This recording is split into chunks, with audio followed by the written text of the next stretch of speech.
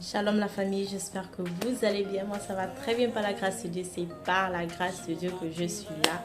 Et je tenais mais vraiment de tout mon cœur à m'excuser pour ce silence et pour cette histoire que j'ai laissée en suspens. Voilà, je pensais laisser ça ainsi, mais j'ai dit non. Je dois finir cette histoire parce qu'elle doit certainement inspirer quelqu'un. Elle doit certainement parler à quelqu'un. Elle doit certainement donner force e courage a quelqu'un. Donc du coup stavo dicendo che mi scuso tantissimo per il silenzio, perché non ho potuto finire di condividere con voi la mia storia. Pensavo di lasciare stare così, però ho detto no, la devo continuare, devo finirla. Magari potrebbe ispirare qualcuno, potrebbe dare forza e coraggio a qualcuno, quindi per quello sono qui per finirla e via, perché sono stata questi ultimi mesi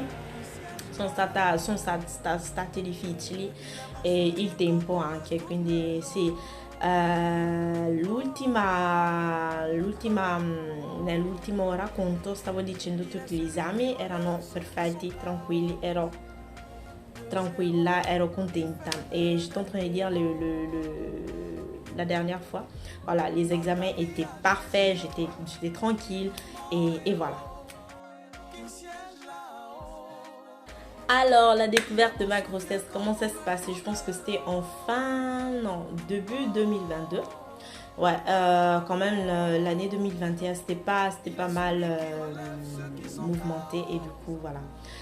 Et en février, ouais, je pense, janvier-février, j'attends mes menstrues, mais rien. Et donc, du coup, on est en quarantaine, même, du coup, je peux pas sortir. Et 2 semaines sont passées. Après, je suis sortie, j'ai pu prendre le test, j'ai fait le test. Et voilà, ça confirmait parce que j'ai attendu. Bon, j'ai dit, ok, je me donne une autre date. Je me suis donné une autre date. Mais apparemment, voilà, j'avais un retard déjà, je pense, d'un mois.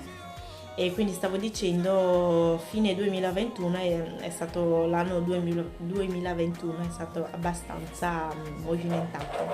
Quindi quando ho scoperto di essere incinta, penso l'inizio 2022, penso avevo già un mese in ritardo e quindi stavo aspettando la mestruazione, però niente, mi sono data una data, un'altra data e via, niente. In questo periodo ero in quarantena e quindi ho aspettato, dopo la quarantena ho fatto il test e è risultato positivo. Quindi ero incinta già di un mese, penso, intanto il tempo è passato.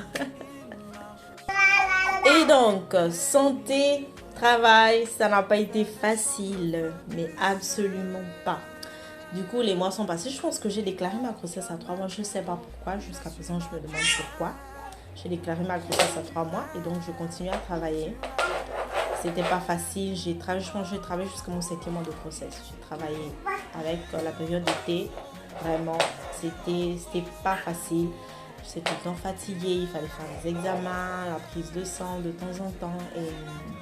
E voilà, quindi stavo dicendo che penso ho lavorato fino al mio settimo, ottavo mese di gravidanza. Sì, però salute e lavoro non è stato proprio dei migliori. Scusate, la mia piccolina quindi è già abbastanza grande. E quindi sì, stavo dicendo, non è stato facile il periodo estivo, il lavoro, il caldo, la gravidanza, proprio voilà. Il mio primo trimestre è stato, ma proprio voilà, tutti, se potessi dire che non vorrei più avere dei figli confronto al mio primo trimestre. Et donc je suis en train de dire, si je pouvais décider de ne plus en faire, c'est à cause de mon premier trimestre, parce que mon premier trimestre a été l'enfer. Et donc le traitement, prendre soin de moi-même, voilà, j'ai par la grâce du Saint-Esprit, mais vraiment par la grâce, le Saint-Esprit m'a aidé à vraiment prendre soin de moi. Parce que ce n'est pas facile. C'est vrai, c'est facile de voir des femmes enceintes, dire qu'elles n'arrivent pas peut-être à se lever, à faire certaines choses, elles sont tout le temps au lit. C'est vrai d'avoir peut-être... d'avoir un moment de critique de dire que non, elle ne peut pas se lever. Et j'ai goûté, j'ai vu en fait. J'ai goûté, j'ai vu. Il y a des moments où c'était difficile pour moi de me lever du lit. Des moments où je pleurais parce que je me sentais tellement mal. Et voilà, comme on dit, la grossesse n'est pas une maladie, mais bon, tu regardes seulement, tu dis ok, c'est bon, c'est pas grave.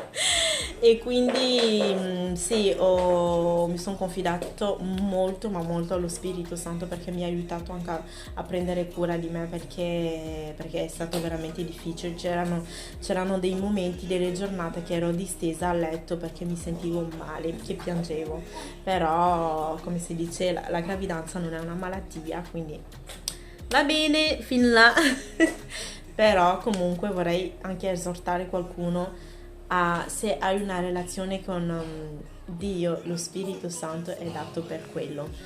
A chiamarlo, farle partecipe di tutte le tue scelte, piccole et grandes. Non. Non, pour l'organisation et l'accueil du bébé, donc ça a été des moments vraiment émotionnels.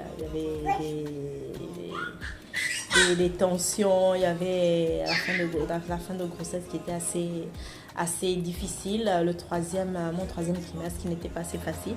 De mes 3 trimestres, en fait, je vais dire c'est le second qui m'a quand même laissé respirer. Di tutti i miei trimestri, direi che è il secondo che mi ha lasciato un po' respirare, però il primo e l'ultimo sono stati pesanti, poi con il caldo e via, con l'aspettativa del bambino, l'organizzazione a casa, le emozioni erano all'ordine del giorno. Poi la decisione è stata la decisione del parto. Perché la decisione del parto? Perché visto il mio primo racconto avevo parlato della rimozione della myomectomia et donc voilà la décision de l'accouchement. J'allais accoucher par césarienne normalement et voilà, c'était dû c'était dû au fait que j'avais subi précédemment une opération, je pense que je l'ai raconté dans ma première histoire, dans la première partie. Et voilà, donc il fallait que le médecin m'a conseillé de passer par césarienne. Je suis passée par césarienne, c'était les moments préparés aussi dans la prière. Sono stati dei momenti nella preghiera. Et d'ailleurs, pour une petite astuce, pour les vergetures, c'est que quand tu es enceinte, le ventre gratte et ça te donne juste envie de... voilà, de déchirer. Et donc, ce qui m'a beaucoup aidé, c'était le beurre de karité. Le beurre de karité est très important pour, voilà, ça démange. Et tu frottes légèrement, en fait, tu masses et voilà. Per un piccolo consiglio, quando sei in gravidanza la pancia ti fa prurito, metti il burro di karité che aiuta tanto e mi ha aiutato tanto, ne sono uscita viva. Et quindi voilà. Et d'ailleurs, pour la petite histoire aussi, voilà. J'ai pas voulu savoir le sexe de l'enfant avant. Bon, c'était difficile, mais c'est juste que le médecin, en fait, il ne s'était pas rendu compte, il me l'avait dit après. Et en fait, moi, je pensais faire le baby shower, d'ailleurs, je l'ai fait, malgré que je le savais, mais je n'ai pas dit à mon mari, juste ma belle-sœur qui le savait et avec moi. Donc, per la piccola storia, è che non ho voluto sapere il sesso del bambino all'inizio. Però alla fine il medico me l'ha detto, sì, anche lui non lo sapeva, solo si era dimenticato che non lo volessi sapere, però dai, solo mia cognata ed io che lo sapevamo, non l'ho detto a mio marito. Et donc il y a eu des imprévus, du coup, je commençais à faire le compte à rebours des 50 jours qui me restaient par rapport à la date de l'accouchement prévu. Et du coup, on avait prévu, l'accouchement était prévu pour le 15 octobre, selon l'hôpital. Et après faire les derniers examens pour la décision de la césarienne, on m'avait programmé pour le 10 octobre, voilà. E quindi stavo dicendo, l'ospedale, secondo la gravidanza, avrei dovuto partorire il 15 ottobre. Però con la decisione del cesareo con il medico era già prenotato per il 10 ottobre. Quindi avevo già cominciato a mettere un giorno, manca due, manca tre, manca così. Poi alla fine, il 3 ottobre, la signorina qua che è presente, che non vedete ancora, che la vedrete presto, a décidé d'uscire le 3. Et donc pour la petite histoire, la demoiselle ici présente, que vous ne voyez pas, que vous verrez très très très bientôt, d'arriver le 3 au lieu du 10 comme c'était prévu. Voilà, et pendant ce temps, son papa avait pris l'avion pour la France ce matin-là. Et à peine il arrive, je l'appelle. Et donc, du coup, son papa, à 4 heures du matin, il prend le vol, il quitte la maison, il prend le vol, il arrive à Paris à 6 heures. Je pense, non, à 8 heures, à 8 heures. Et moi, à 8h30, je me lève du lit, je constate qu'il y a des choses habituelles, inhabituelles en fait. Non, je pense que j'aurai le temps de vous raconter ça plus tard. Voilà, je vous laisse l'eau dans la bouche.